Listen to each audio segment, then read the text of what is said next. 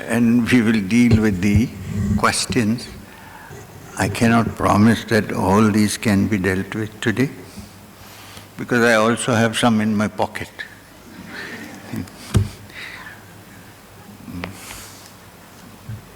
So I'll try my best. So the subject matter we went through last 2 days was about the Mandukya Upanishad.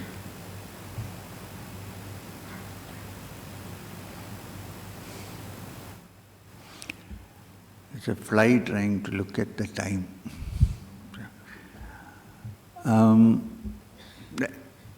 To put in few words, what did the Mandukya Upanishad convey? Now, there's one thing which we did not look into. Why is an Upanishad called Mandukya Upanishad? Because in Sanskrit, the term Manduk means, like in Hindi and many other languages, a frog. So some people have even said that the Rishi who proclaimed the Upanishad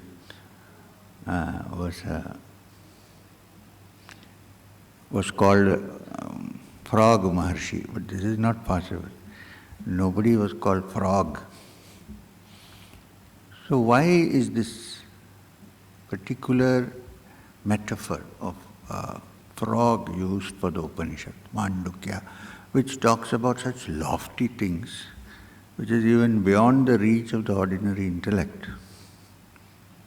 How did it come down to a frog? Now, I also had this question. I asked many people. Finally, one day I asked Maheshwarnath Babaji, what is this frog? Why? So he said a couple of things which I will tell you. One, he said, because when the teaching comes, and if the teaching is real and original, it doesn't matter from where it comes. It could be an ordinary creature like a frog. So, which means the teaching is more important than the teacher, is what he told me. Which means, now M is sitting here and having a satsang, teaching you. If M looked like a frog, it would still be wisdom, but people won't come. So, the source from which a teaching comes can be different, but the essence of the teaching is more important. That is one thing. The second is that a frog is the one creature which has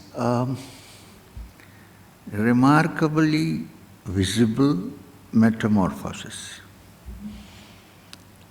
First, it's a small tadpole swimming in the water, and slowly it develops into a frog, and the tail falls down, and then it jumps onto the land mass, but it can live both in land and in water quite comfortably. So the idea conveyed is that when one has the knowledge of Turiya, or one understands the supreme reality, one can live in that sphere as well as in this sphere. If you don't live in this sphere, you cannot even teach. Some teachers become absolutely silent after they had that experience. They don't open their mouth, they don't teach. Even that is good, because the presence can bring about some change. But if you are asked to teach, and that is the job given to you, you need to learn to live both on land and in water. is an amphibian. This is what a spiritual teacher who has understood the essence of Vedanta and who knows what Turiya means lives. This is how the person lives. So this is the reason why, according to Maheshwarnath Babaji, the Upanishad is called the Mandukya Upanishad. As I reminded you, in 12 verses, it sums up the essence of Vedanta, saying that ultimately the waking state, the dream state, and deep sleep, and what lessons can be drawn from these three states of existence to understand what is the fourth state, which is Turiya. All these three, waking, dream and deep sleep, we understand to some extent. What is Turiya is not easily understood. Theoretically, yes, we can understand. So, if you want to look at it in a very short form, the theory of Turiya, it means when the mind is absolutely quiet, almost as if it is in deep sleep, but it's not asleep, it is aware. All other parameters look like deep sleep. But awareness is not there in deep sleep, awareness is plus. When in the state of deep sleep, there is awareness, which unfortunately cannot be brought about through deep sleep. Then it would have been very easy. Everybody will go to sleep. In fact, we had some meeting, somebody said that the aim of life, Sri M is saying, is deep sleep. I said, hey, wait, this is not what I said. What the Upanishad is trying to convey, that it is similar to deep sleep in all accounts, except that there is awareness, which is not there in deep sleep. And when once this is touched, then there is also no need to go in or come out. There is another text, please read it, but read it with a teacher, otherwise you might totally give up everything. It's called the Ashtavakra Gita, Ashtavakra Samhita, taught by a sage who was a cripple, went in 8 places. Now this man goes to the great king Janaka, who is a disciple of Yajnavalkya, the great rishi. And he asks him, so have you attained moksha, freedom? The king says, yes, I have. Says, if you have, are you feeling free now, moksha? He said, no, I can go into samadhi at any time. When I go into samadhi and I feel I'm free of this body and so on, then I come back. When you come back, I don't feel free. He says, then you are not free, because you are dependent upon samadhi. If you were really free, then you will be free now also. There is no going in samadhi, coming out, nothing. You are eternally free. And then begins the teaching of the Ashtavakra Gita. But please understand, to go beyond that, one has to first come there, right? Suppose, so the whole attempt of sadhana is to bring one there and then break the mold. Not before that. Some people say, so freedom is eternal, always there, so I will do what I want. I will drink, I will fornicate, I will go this way, that. Why? Because freedom is already there. This happens to people who believe in certain teachings without understanding that the teacher has undergone so many stages of evolution before coming to that understanding. So, the entire thing called sadhana, the word called sadhana, is meant to purify the mind, to bring about that state which recognizes the eternally free. Once it is recognized, then you are eternally free. Then you don't have any temptations, so you won't be succumbing to such temptations automatically. Because you have touched the treasure house of all happiness and all bliss and all satisfaction. There's nothing more to be satisfied.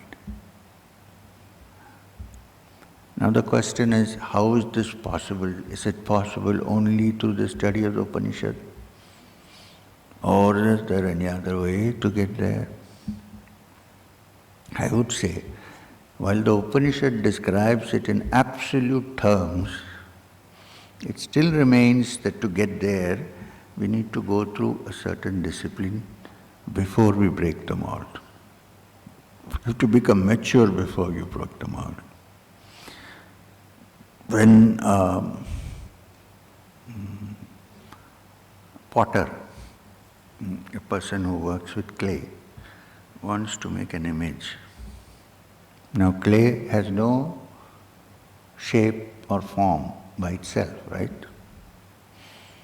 He wants to make something out of it. What does he? There are two ways. One is to put it in the old-fashioned wheel, potter's wheel, or rotate it and hold your hand and shape it. This rotating and shaping is all sadhana before it becomes a pot. The other way is to put it into a mold. Right? When you put two halves of a mold, fill it and then press hard. Okay? Image is formed. But if you want to see the image, what do you have to do? Break the mold. But you cannot break the mold unless you make the mold. So, making the mold is as important as breaking the mold. Get what I'm trying to say? Suppose somebody is an expert dancer. They have to learn all the rules of dancing. The Shastra of Natya Shastra, they have to. And then after they have learned and practicing, when they become advanced, they can innovate. Change some rules. But if you don't know the Shastra at all, what will you innovate from? Nothing. That is not innovation. That is laziness of not wanting to study the system. Now, fortunately, there are other ways also to find this truth. What is the requirement? That the mind becomes one-pointed, is completely quiet, and is enjoying the inner. This is what is required. There are cases where people, simply by chanting a sound or singing the name, one of the names given to us by the Shastras, or by falling in love with the deity, have attained it. Having attained it, they figured out that it is the same thing which the Upanishads are talking about.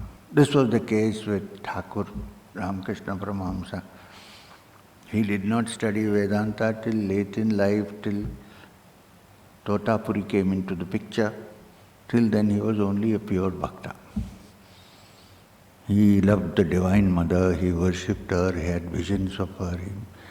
And then one day, he understood through Totapuri that the same thing which I got through this, I also got through that. And because he was already advanced in his spiritual practice, he could attain what is called Nirvikalpa Samadhi in 3 days.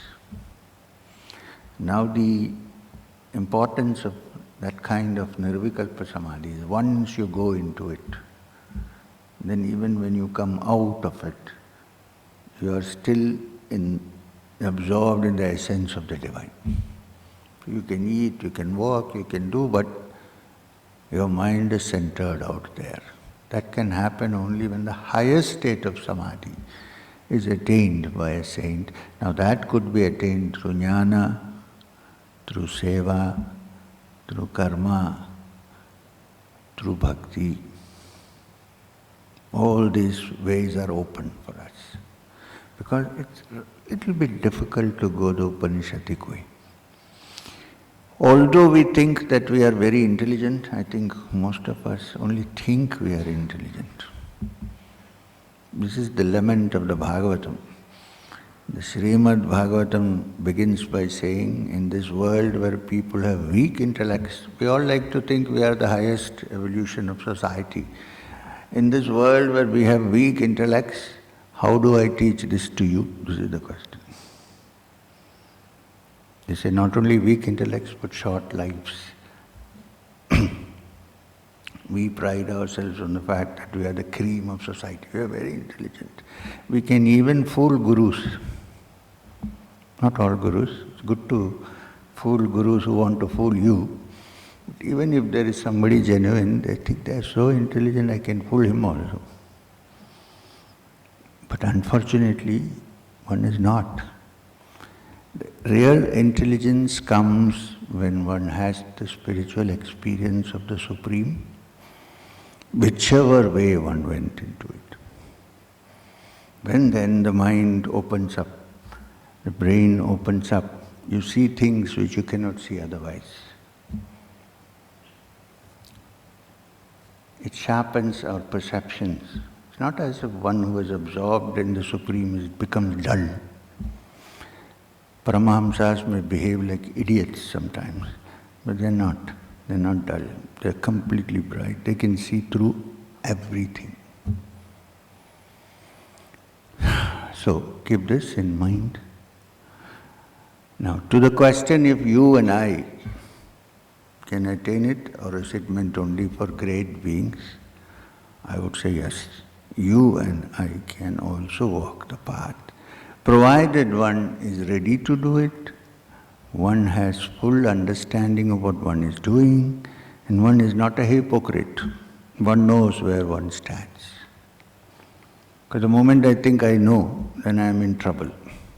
Upanishad also declares beautifully, he who knows, knows not, and he who knows not, knows.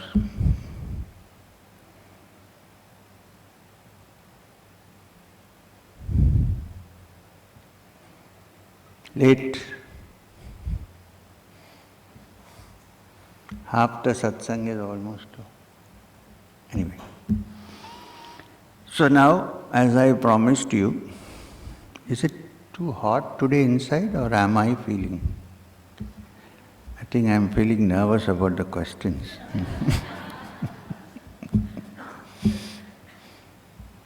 So, I'm going to take up some of these questions because it is unfair that you go home saying, oh, he talked so much, but he didn't answer any questions. He didn't allow us to have a dialogue. Now please let me, before I start the questions, tell you, I may not know the answers to your questions because I haven't seen the question. If I see the question and if I know the answer, then I will explain to you. If I can't understand, I will say, sorry, I don't understand this question. Or I don't know. Because for me, it is not very difficult to say I don't know. There's no harm. Actually, I'm happy because I don't know. So, before I start this, I promise I can't finish. There are so many questions. That means human beings have many questions, I understand about that. I would like to just go back to yesterday. You asked me something when I was going out.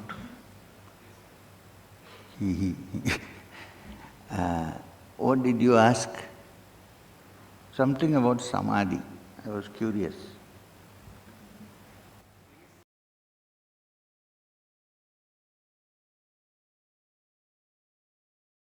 Yes, you are right that when the word samadhi simply means that your mind becomes tranquil. It is the meaning of the word sama. samadhi, thought process. So the beginning, first samadhi, if you can make it graded, is when the mind has calmed down. That is one samadhi. Now, when the mind has become calm and deep, you experience bliss. Now this is called Savikalpa Samadhi.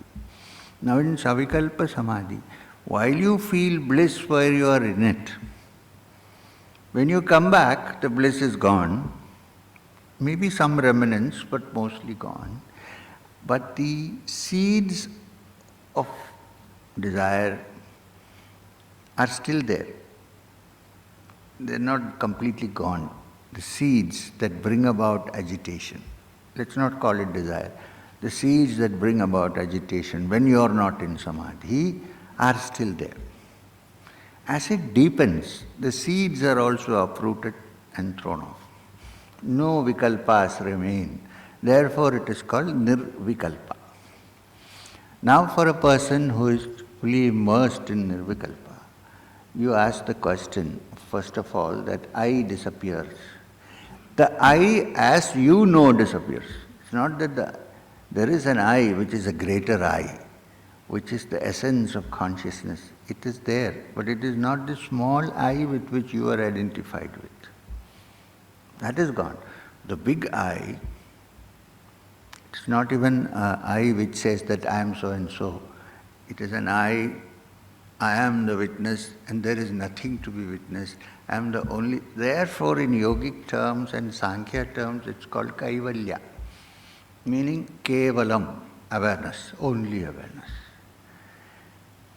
Now, your third question was, if that is the case, then how will I come back to this world and live in this world and do the things that I am doing? I can only say that people who have touched that, I don't even want to say I have touched it. People who have touched that have come back and done tremendous work in this world, which a person who has not touched it has not been able to do. How do we explain this? Because that supreme reality functions through the person in any way it wants. It may not be in what you would have thought you should function. It functions in a different way. I am absolutely sure myself that Swami Vivekananda experienced that final state of Samadhi. But after that he came back and he did things which in 100 years, 100 people could not have done in a few years when he passed away at the age of 42. Where did it come from? It came from the source which he had touched. So one need not have that fear. That's what I'm trying to say. That fear you need not have. Sometimes that fear becomes a brake to moving forward. Yeah? One thinks, well, what will happen then? Nothing will happen. Everything will happen as it should happen, not what you thought will happen. Keep that in mind. Right. Because again he'll ask me when I go out.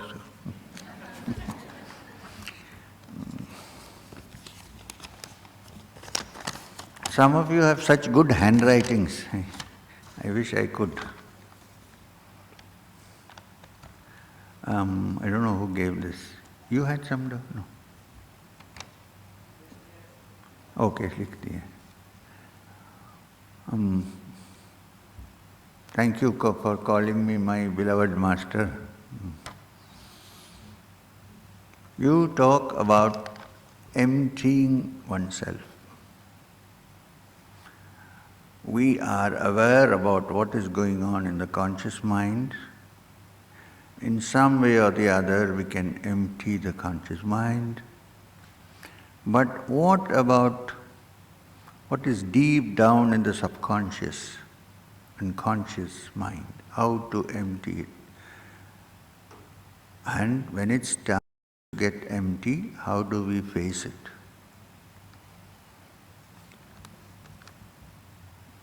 The person who wrote this says that you talk about emptying yourselves, but I think you're talking about the conscious mind to empty. However, there is the subconscious mind and the unconscious mind. My suggestion is, Don't divide the mind into subconscious, unconscious, superconscious, conscious, and so on. Consider mind as thought. Whether it's subconscious or unconscious or conscious, mind, the idea of mind cannot exist without thought.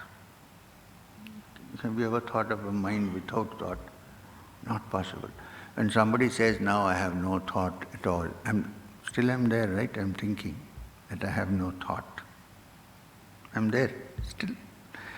In this process, as you go deeper and deeper and empty the contents of the mind, when thought becomes minimum, there is still one thought, which is, I am at a stage where there is minimum thoughts that is there. That you can do nothing about. You have to stay with it patiently until a flood comes and is wiped away. Because at that point, when there is only everything is silent, I am there, I try to interfere with that. Then more thoughts happen. You should let it settle down. I've seen the sand clock. Put it this way, slowly the sand descends, the top becomes empty. Again you put it this way, slowly it descends. In between, when it's empty, if you want to shake it, it will again stop. So, at that point, allow it to be. Don't interfere. When you are interfering, it has again become dual. I am separate and my mind, I am fighting. That will empty what you call the subconscious mind. If this body and mind have, should I read it out? If this body and mind have tremendous sexual desire and energy, is there any way for this body that can be used and be channelized towards realizing? This is exactly what happens. You need energy. Don't attempt to do sadhana when all your energies are gone and dead. There is no point. While you still have the energies, you need to do. That energy will then be converted through spiritual practice into spiritual energy. Having sexual energy is not a bad thing. That means you are healthy. You have sexual energies. But sadhana is meant to turn that energy into spiritual energy. The tejas that you have should be turned into ojas.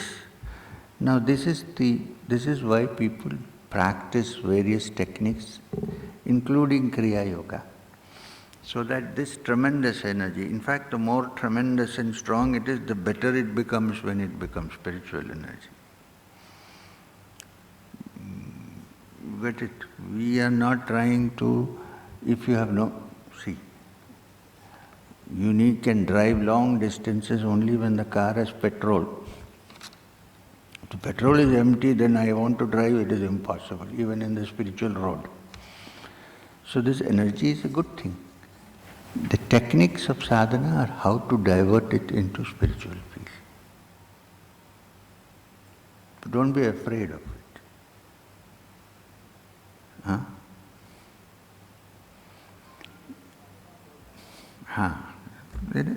We are not discussing that right now. Is there any possibility that, I don't know, there is another character here. Is there any possibility that Preeta and I, who is Preeta? Okay. Preeta and I can do certain sadhana together that help us evolve together. Please guide us what to do. Now, I am not in this sessions giving any practical initiation or sadhana. In fact, if two people who live together are interested in the spiritual field, it is the best. Because both of you can complement each other. When you go wrong, she can help. When she goes wrong, you can help. You can together practice spiritual sadhana. It was ideal. Otherwise it is actually not, it is difficult. I have cases of people, a couple coming and then one person is interested, the other is not. There's a tussle going on at home. If you both are interested, then you both can together do better than you do singly, because you support each other.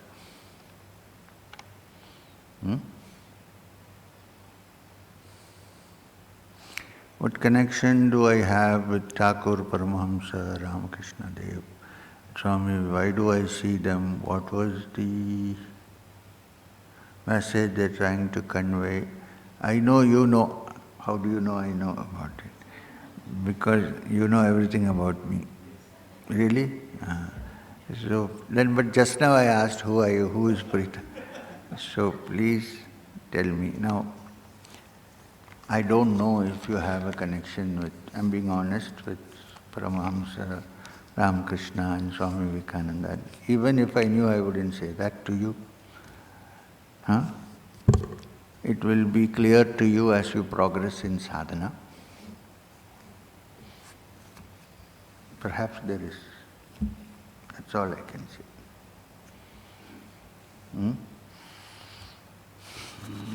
Now here we have 2 pages. Is this a private letter or a... Oh.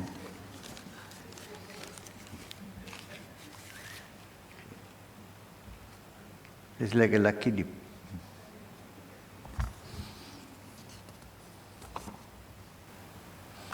It sometimes seems, it's written like a poem. It's a poem. It sometimes seems that I am on the edge, about to jump into the ocean. Yet this consciousness is kept within the limitations of this body. It can feel like just one little, I can feel like just one little flick of your finger would be enough, asking for your grace. That's all, the nameless. You got the grace. Chalo. I don't want to flick my finger, but if you are so earnest about it, you got it.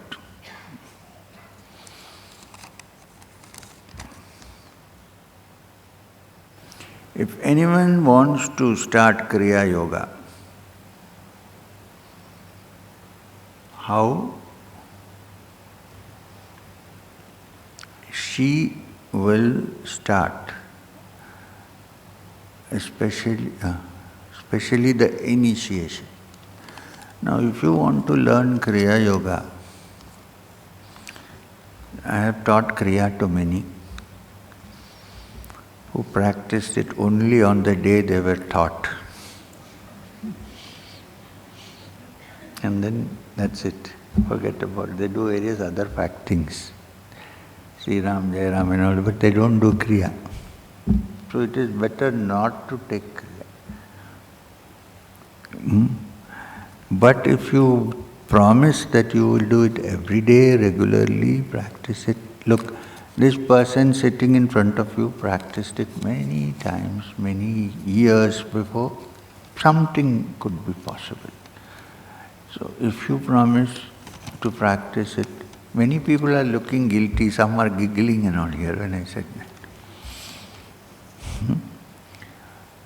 Then Kriya Yoga can be given. My suggestion is, if you seriously want to get Kriya, first start with chanting the Guru Mantra. And now the Guru Mantra has been already broadcast. It has been broadcast in the YouTube.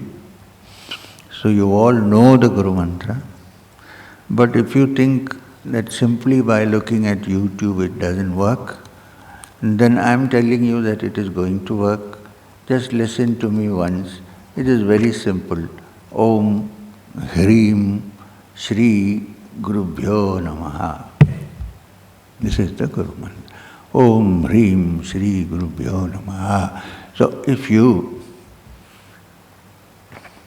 visualize a white lotus in your heart, keep Sri Guru Babaji's padukas in it. If you don't want to go to the whole figure, padukas. As if the padukas are sitting on the white lotus. Touch the padukas, close your eyes, bend down, and chant Om Hrim Shri Gurubhyo Namaha few times. Maybe for 10 minutes, 5 minutes, depending on how much time you get. Do this every day, and I guarantee very soon you will get Kriya from somewhere. Now this is a challenge, you can try. But every day. Not one day, no, then one day. One day I wanted to chant, but I had to go and play tennis, it didn't work, no. If you do that, then either I will give you Kriya, you will get Kriya somehow. Or I will depute somebody to give you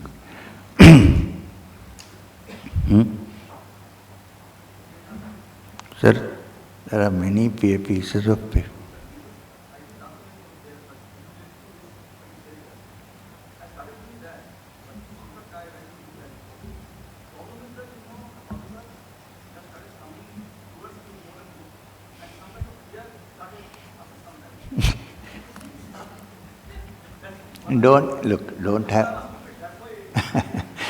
Don't have any fear, let them come.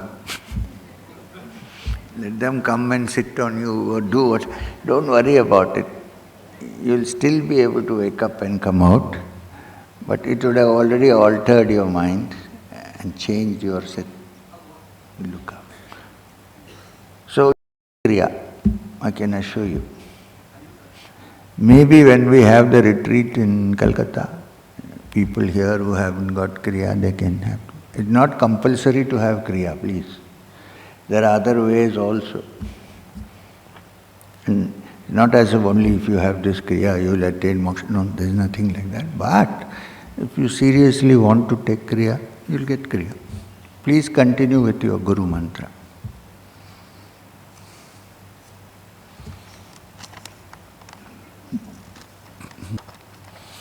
Now this is a little technical question, somebody who has done some Vedanta. Pranam. Om. In the Nirvana Shataka, if you know Nirvana Shataka, Adi Shankara says in one of the verses, Name Pancha Kosha, I am not the koshas, including the last one, Anandamaya Kosha. But he keeps emphasizing Chidananda Rupa, Shivoham, Shivoham. What is the difference between Anandamaya Kosha and Chidananda Rupa? This is a very technical Vedantic question. So somebody has gone through this very carefully and come out with this question. May I tell you something? The meaning of Kosha are sheets, different layers of the mind. This is the meaning of Kosha, to put it simply. So, the Nirvana Shataka of Adi Shankara is the ultimate essence of Vedanta. Where he says, I am neither the Guru nor the teacher, neither none of the Panchakoshas, which means none of the sheets, including Anandamaya Kosha. Anandamaya Kosha is supposed to be the last sheet before one penetrates into the Supreme Reality. I am not even that. But then the question here is, then he says, Chidananda Rupa Shivoham Shivoham, in which Satchit Ananda is mentioned, while he said, I am not the Anandamaya Kosha. This is the question. The answer is actually very simple if you understand what it actually means. When Shankara says Chidananda Rupa Shivoham Shivoham, he is not identified with any kosha whatsoever. The happiness or bliss in Anandamaya Kosha exists only because of this Chit, which is the Chidananda Rupa. So Anandamaya Kosha is actually in effect of Chidananda. So it's not as if Anandamaya Kosha is gone and how can you experience Ananda and Chit? The essence of Ananda which is there in the Anandamaya Kosha, I don't know who wrote this, is actually coming from the Chit which is Ananda, Satchidananda. So it's not two things, it is one. Remember that when all koshas have been penetrated, when you say kosha, then there is a difference. I have a sheet. I have gone through all the sheets, there is no sheet to go through. In that essence, when one remains, that is called Chidananda Rupa. Actually, Rupa is also wrong, but one has to use some word to convey it. There is no Rupa also there. Chidanandam Shivoham can be said. Shivam meaning again auspiciousness, blissfulness, and all pervasiveness. So this is the difference. But unless one experiences it, such doubts will keep coming. Quite normal.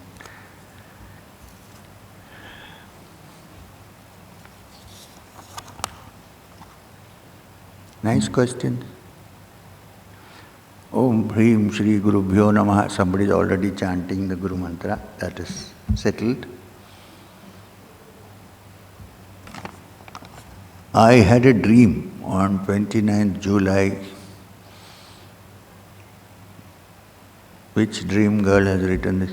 I had a dream on 29th July 2023 in which you said,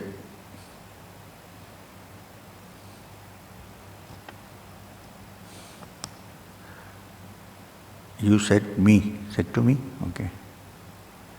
Get everything on Sri Vidya. Till 81 Samvat.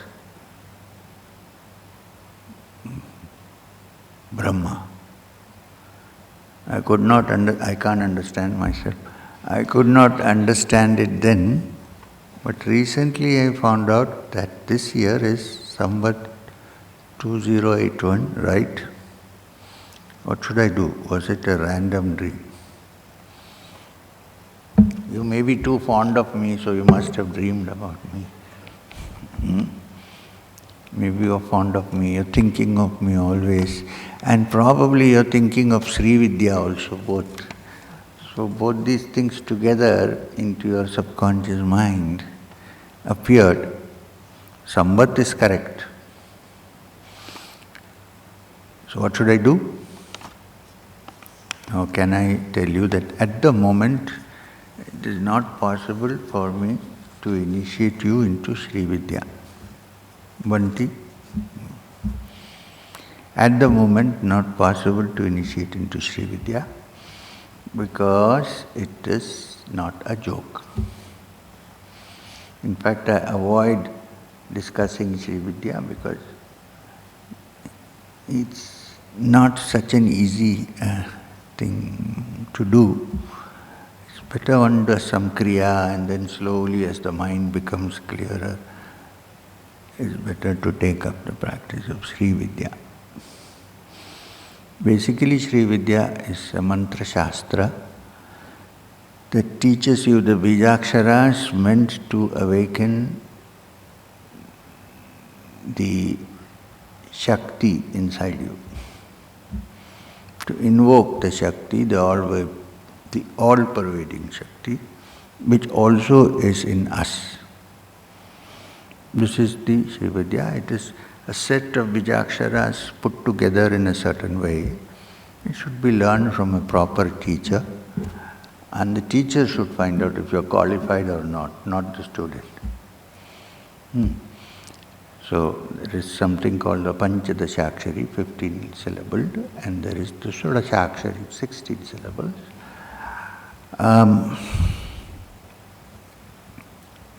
When the time comes, it will happen.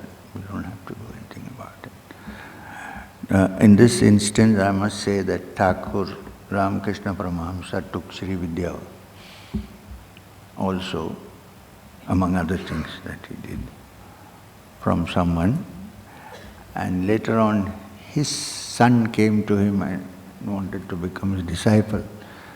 So he touched his feet and said, I will accept you, but you are my Guru's son. Because I got the Sri Vidya. So let's wait. Let's not be in a hurry just because you had a dream and I said something. Maybe it has some relevance. Maybe you are meant to have Sri Vidya, but the time has not come yet.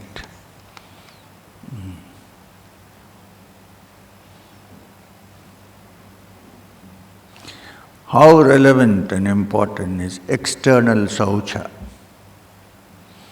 in today's time? I have seen it practiced by my grandparents. That's the question. Look, today's time or ancient times, to keep clean, keep the body clean is important. Because if you don't keep it clean, if there is no saucha, many diseases may come and so on. This is a well-known fact. Animals don't need it, but as human beings we need to do it. However, the most important saucha is purifying the mind. Keep the mind clear and pure. If you can do that, then external saucha is not so important. But it is better always to keep the body clean and try to keep the mind clean, because it's not so easy. You can have a bath, you can clean yourself, it's easy to do. So at least do that and then wait for the mind to get clean. There's a reason why saucha is recommended, because wherever you go and sit, you attract the influences from that. You may not see it, but it is there. So when you go and have a wash or in a flowing water or something like that, then that influences are removed. So it becomes again clear, which is why it is recommended. But as you said, in the modern world, you may not get time to do that. There are so many things which people just get up and before coming up, and then, nobody knows if there is saucha or not. So, but it is good to be clean.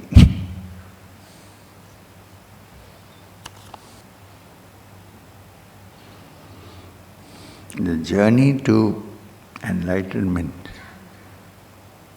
is filled with challenges and tests. True? So, it is not an easy thing to get. The journey to riches is also filled with challenges and tests. But you will not give it up, right? The journey to having a big bank balance, to have riches, has also its challenges and tests. But because there are challenges and tests, I will not give it up, right? So some people feel that if the spiritual search is so tough, then there must be something and I'm not giving it up. But anyway, I'm going to read the rest. The journey to enlightenment is with challenges and tests. So it is not easy thing to get it. It was not easy for Thakur. It was not easy for you. True. And even it was not easy for an advanced soul like the Buddha. True. Many spiritual paths like meditation and devotion require dedication and perseverance. True. Yet Sri Krishna says in the Gita, only few can actually attain it. Now wait a minute. What did Krishna say? We'll come to that. It's natural to wonder why the path to union with Divine is not simpler. It is simple. Does God even want people to attain moksha? Or does He want us to be immersed in Maya? Now here are a couple of things which I like to look at this. Serious question, of course, typed out also, so I can read clearly. First of all, let's see what Krishna said in the Gita, which is what somewhat quoted here in some way. Krishna said, among thousands of people, only one gets the inclination to find moksha. And he didn't say that we are not allowing anybody to attain moksha. He said among human beings who are fair enough to have all five senses and brain to think about, only few actually even get the thought of wanting to attain moksha. And out of thousands of such people who want to attain moksha, some people find the way to find moksha. And out of thousands of people who walk the way, one maybe finds the goal. This is the actual statement in the Gita. Little bit different from what you have quoted. Nowhere does Krishna say throughout the Gita that because it is difficult, or we have made it difficult, or because it is difficult you should abandon it. That is not the essence of the Gita. The whole process of the Gita is to help you to attain it. Krishna says that only to show that it is not a joke. That it's not something easy like buying a lollipop and sucking it. It is difficult. I also had great difficulties. Every sadhak who goes into it has great difficulties. But if you are serious about it, as serious as you are about making money or having a child or whatever one does, then it's not so difficult as mentioned. The aspiration is important. God is not preventing. See, we are all given five senses, opportunities, the world is shown to us. We are also shown that there may be things beyond this because death appears every now and then to make us wake up. So all the opportunities, all the necessary hints are already there. If God did not want you to attain moksha, none of these hints will be present. So it is not wrong, but it is blaming God unnecessarily. It's simply that one has to develop that kind of dridha nischaya, strong desire to find the truth. Can't blame God. You can blame God. Why only one Einstein was made? Why can't God make 1,000 Einsteins? There is a process of evolution has been set up. Everything works according to that evolution. And the setter up of that evolution is none than Supreme Being. One thing you should remember. When you have finally found the essence of your being, you will realize that you are the maker of destiny. Till then you think somebody is making all this. I am. That is why the Upanishad declares, Tattvamasi, you are that. Don't blame anybody.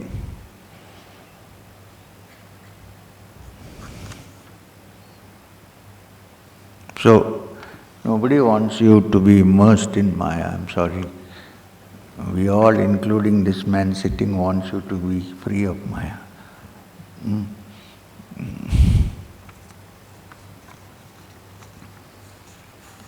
Yes, it is difficult, as every other thing is.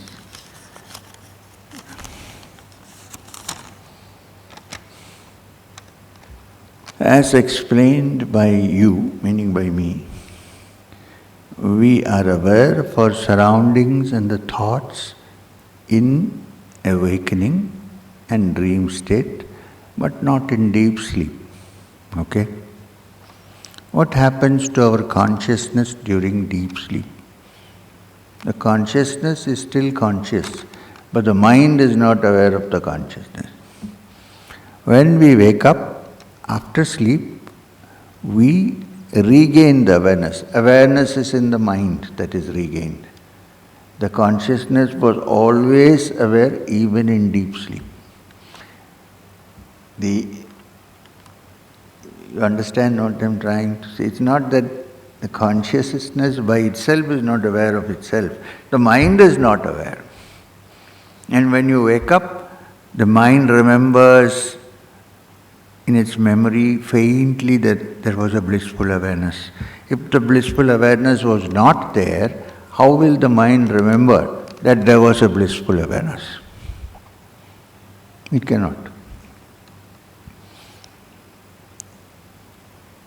So, this is also the answer to the last part of the question, how our awareness becomes dormant during sleep and active otherwise.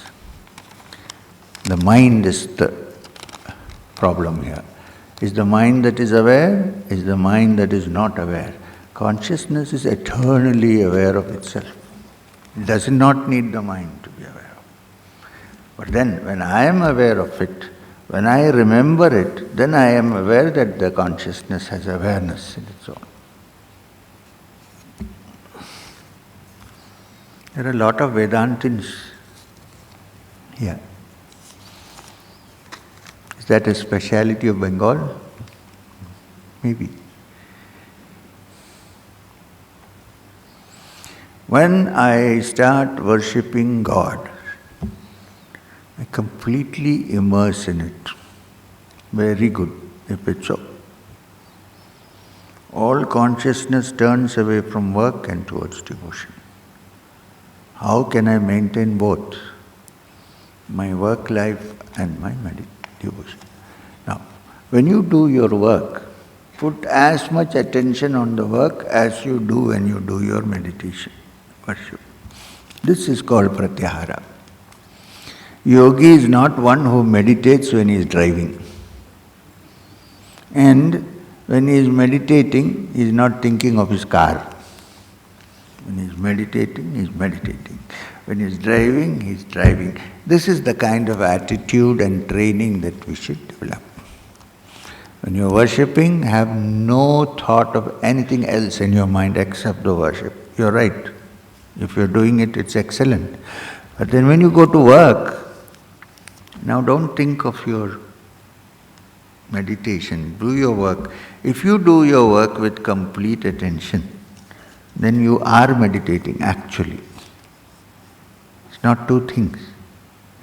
It is through this that one-pointed attention develops. And when one-pointed attention develops, effortlessly you can switch between the two.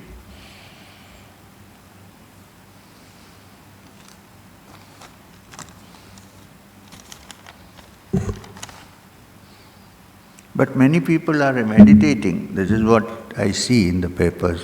Many are saying, I meditate. Very good. I am so glad. Again, I don't know if it's a difference in geographical locations. Because in Bangalore, I get very few, I am meditating notes. Sorry, nothing against Bangaloreans. In meditation, see, another one. I feel so ecstatic, so blissful.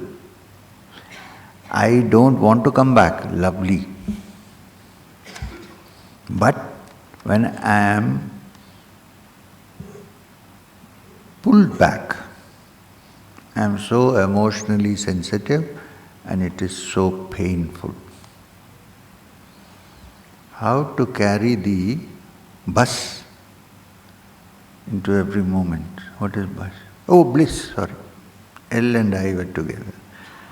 How to carry the bliss into every moment. How to be emotionally stable. Look, it's very normal and natural that if you experience ecstasy and bliss in meditation, when you come out of it, you will really want to go back to it. Normal, quite natural. You pull back because you still have some seeds of desire, some duties to fulfill, so you pull back. It is painful. We all know that. I have also passed through this. But one day your meditation will become so deep and blissful that even when you come out into this world where you have to do your work, a faint taste of that will still stay with you, the fragrance of it. And because when it becomes deep enough, and because that fragrance stays in you, in daily life also when you interact with people, they will feel the fragrance. So even working in this world will become easier for you. In the beginning, it is difficult. It's our experience that when you're deeply in bliss, then, 10 o'clock I have to then go and have a satsang. It's painful. But gradually you will begin to be always in that even while you are working in this world. That state can come only with depth. When meditation becomes deeper,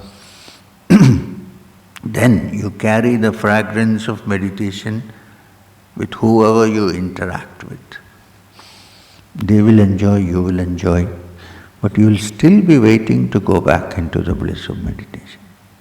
Anytime. Because there is nothing compared to that. So I am not surprised that you feel pained when you run out of it. Don't worry too much about it. It's so for me also. Sometimes you can complain to God, why are you pulling me out? No, this is something I will tell you later. Last part, I have experienced a guru giving me some instruction in my dream, but I cannot recall the dream. So, this instruction will come to you in a dream when you are ready to recall it. Till then you have to wait. I can give you, but there is no fun in that. Wait for that dream when it comes. One day you will clearly remember what was said.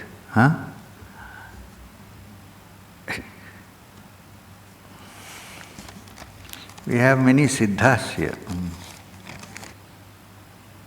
No, this question is too much to be discussed. The last part I can take up.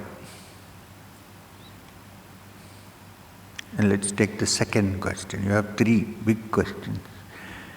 Second, if someone reaches a point where they realize they lack materialistic desires and are performing their social responsibilities, family duties and survival, how can they determine that what steps to take next to fulfill the true purpose of this particular birth? The true purpose of anybody's particular birth is to find the truth. Because truth is the only thing that gives ultimate satisfaction to you.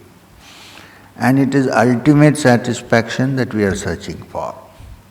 So the ultimate aim of everyone's life, not only you or me, is to find that ultimate satisfaction. This is what we are seeking even in outward development. When we discover that that ultimate satisfaction is possible only if you find it inside, then the mind turns and goes within. So the first step to do at this point is to understand the fact that what you are searching for, the ultimate satisfaction, the joy which you are searching for, is actually right inside you and is your true essence. You are searching for it outside. Turn within. From pravarti, go to nivritti marga. Turn your mind up, inside out. And then when you touch that, then you will live in this world, do whatever has work you have to do, but your mind will be moving towards ultimate satisfaction, which is the purpose of this birth. The third last question is your perspective on the next 5 years. Given the current extreme predictions of natural disasters and potential loss of life, This is something we need to face. Climate change is going to bring about a lot of problems for the world. In a place which people thought is the safest place in the world, 2 days back there was a complete flood. Right? So, what do you do under the circumstances? That should not prevent us from leading a life. We can't sit down and say, oh, in 5 years this disaster is going to come, so what is the use of... It's not sure that something will happen, but things may happen. And this is what we call the climate change, which is happening all over the world, not only in one particular locality.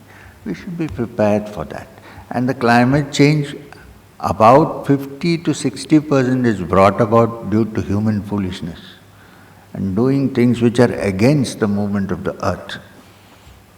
So at least now, if we can correct ourselves and be environmentally responsible human beings, not only people who are interested only in ourselves, then you yourself can bring about some change. So my perspective is, for next 5 years, whatever disasters happen, as long as the flood doesn't take me away, I will continue to teach. I hope I will live another 5 years. I am 74. November I will become 75. So 5 years is not very far, 80. So my perspective, you asked for my perspective, I will continue my work. I will continue to bring environmental awareness also to human beings as much as I can, so that at least now we can correct the way we live and not contribute to the disaster or allow it to increase. This is my perspective for the next 5 years. After 5 years, we'll see.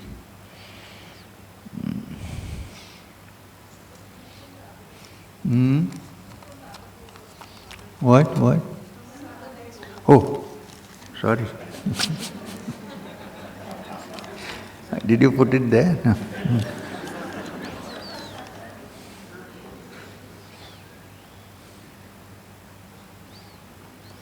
Now this question I don't know how to... I am initiated by my Guru, but can I consider you as my Guru? This is Dharam Sankat. What shall... there's the last sentence.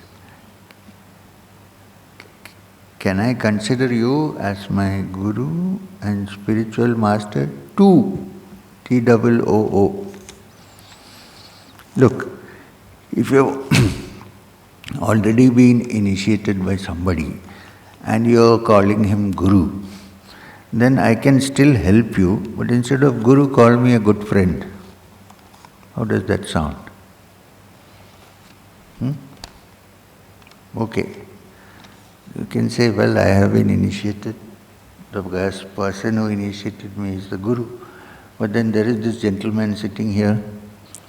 I seem to like him. He seemed to help. So what shall I consider? You can consider me as a good friend who has gone through the spiritual journey and who can help you in some way. That is enough. No need to call it Guru. Then you have to say, who is Guru's Guru? It's called Gug Guru. So you don't have to... What, madam?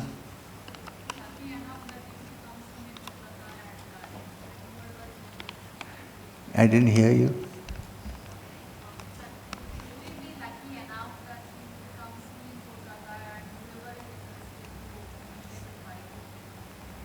I am in Calcutta.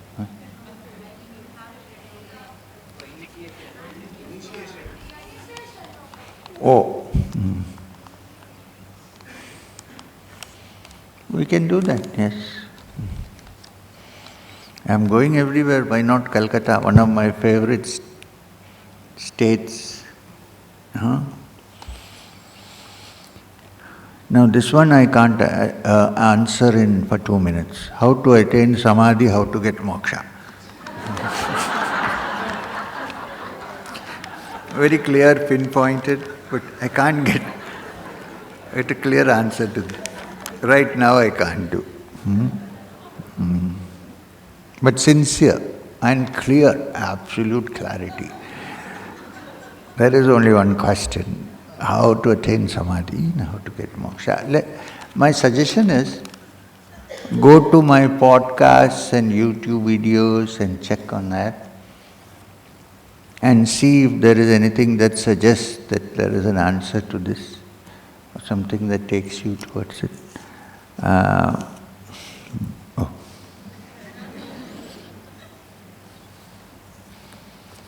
This is a pretty big one.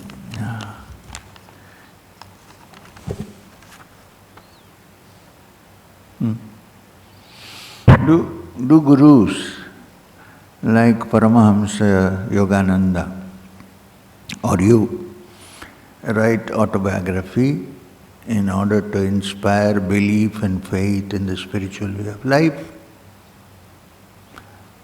First part of the question. Let me tell you that I personally did not write my autobiography to inspire anybody to believe or have faith in the spiritual way of life. I wrote the autobiography because my teacher, Maheshwarnath Babaji, told me to write my autobiography. I did not know whether it is going to increase faith or bring people into the field, nothing. I wrote it because he said, you have to write. So I wrote. And even because he said write, I still hesitated for many years because I knew that once the autobiography is out, the circus will start. So for a long time I was hesitating, but then I always obeyed and did what Maheshwarnath Babaji, my guru, told me. So I did it. Finally I said, okay, let me do it. So I wrote it. If it has inspired belief and faith in the spiritual way of life, it is incidental. I wrote it because I felt there's a big load in my head, I need to unload myself also. These are the two reasons why I wrote the autobiography. Why Yogananda Paramahamsa wrote his autobiography, I do not know. I have no idea. I can't tell you why. Now he says, second part, even some gurus perform miracles. Do these serve the same purpose, inspire belief so that people take to the right path and do not become bohemian? This is the second part of the question.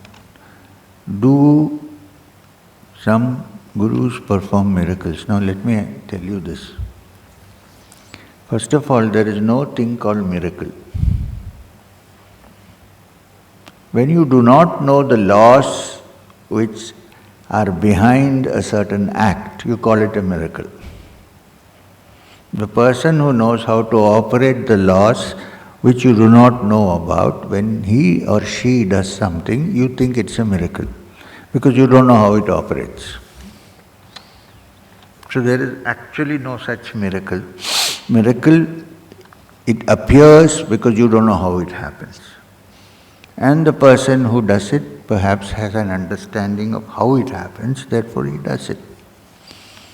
But I personally feel that too many miracles and things bring the mind to a lower level of spiritual understanding. I can show you examples of people. The greatest miracle is to change the heart or the mind of a person. That is the greatest miracle. All other things a yogi may do through yogic ways, P.C. Sarkar may do in his own way, but when you see the result, both are the same. But P.C. Sarkar cannot change your mind or purify your mind. If a spiritual teacher can do that, that is a miracle, greatest of miracles. One miracle is that Maheshwarnath Babaji got me when I was young and made me what I am today. It's a big miracle. All other little things which happen, I don't think it's so important. That I don't consider them as miracle is that this mind could be made, that mind could be turned into this mind. That is, when I look at it, I think it is a miracle. I thought it is impossible. So that is very important to note. Otherwise we get caught up in the small things. And then the greatest miracle is to purify the mind and take a person to spiritual fulfillment. If that happens, it is the greatest of all miracles. It's not easy. I see people who every day will go and get some, see some miracle, what they call miracle being performed, but their minds haven't changed, they're still the same. Take the case of Ramakrishna Paramahamsa. What miracle did he do? But he did a great miracle. He changed the mind of so many people who came to him. Some of them became spiritual giants. That is a miracle. That is the most important thing, not other things. Otherwise you will be expecting to see small things happening and then you will be the same selfish you, no change in you. But when a person has touched the highest, then he may be able to have certain capacities which are not normal, but they are not so important. The most important is his capacity to change, to make a gross mind into a subtle and spiritual mind. This is the greatest of miracles. If this can happen, I fully endorse. The other I don't endorse. Now,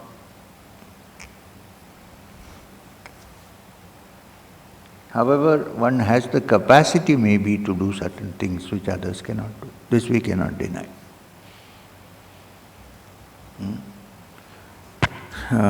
It's 6:30. Before this I will take with me. This please can somebody destroy them, because I don't want anybody to see private. This one you can back it up for me. We have some ways of working when I am not face to face, so I'll take this with me. Don't call it a miracle, for God's sake. I want to tell you a story from Sri Ramakrishna's life. You know that he had many gurus. Started himself with Kali, then he had Totapuri and many gurus. One of them was this lady called Bhairavi Brahmani. Bhairavi Brahmani, it turns out, was a disciple of Trailanga Swami. She came to Dakshineshwar when he was very young.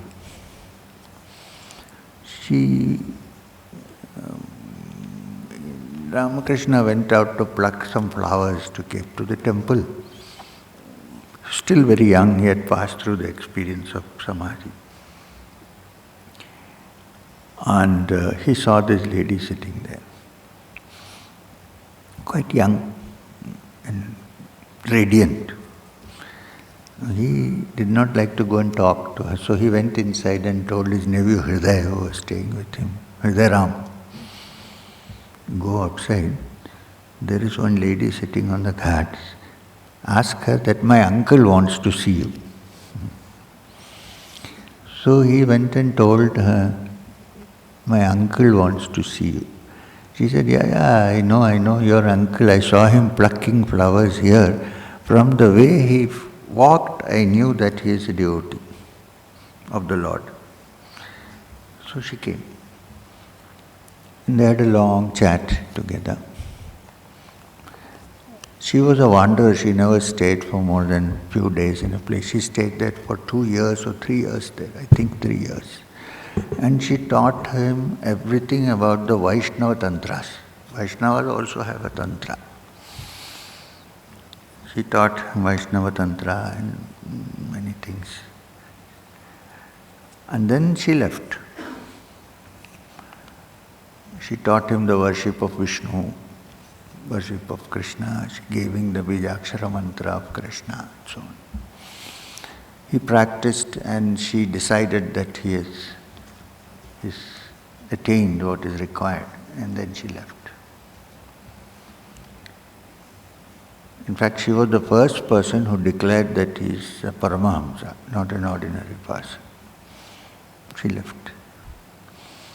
Now when she was there, she said, I have two other disciples. One was Manikandan and the other somebody else, I forget the name. And then sometime they may come to see you, and she left. They never came. For a long time, nothing happened. Then Totapuri came and Ramakrishna studied Advaita Vedanta, and then the disciples, some people started coming slowly, but still the young boys who became the Swamis had not started coming. At that point, one day, Manikandan, one of the disciples she had, came to see Thakur. He said, my Guru Ma said that you are here and you are a high spiritual sadhak, so I have come here to see you. Can I stay with you? But he said yes. So he said, yes, she told me you exist. So Thakur had to go in the night far away into the forests and shrubs for relieving himself.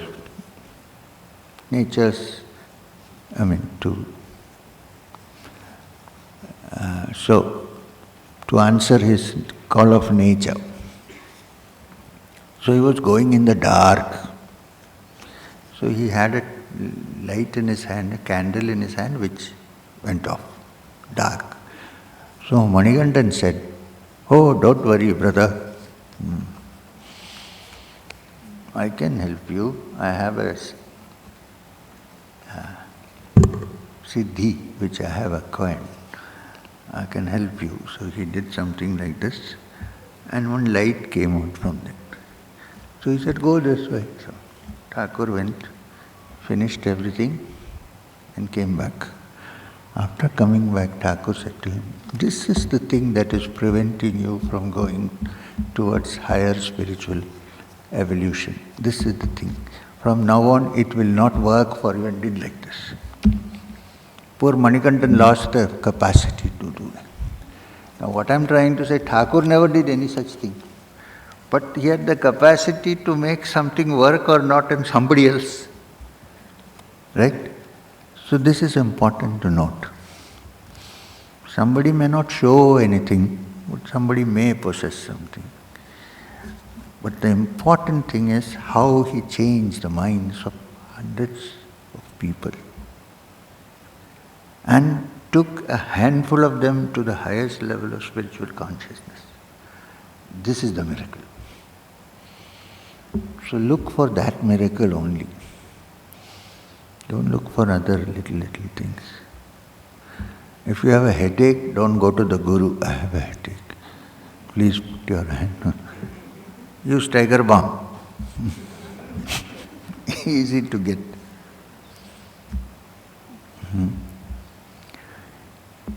So, thank you.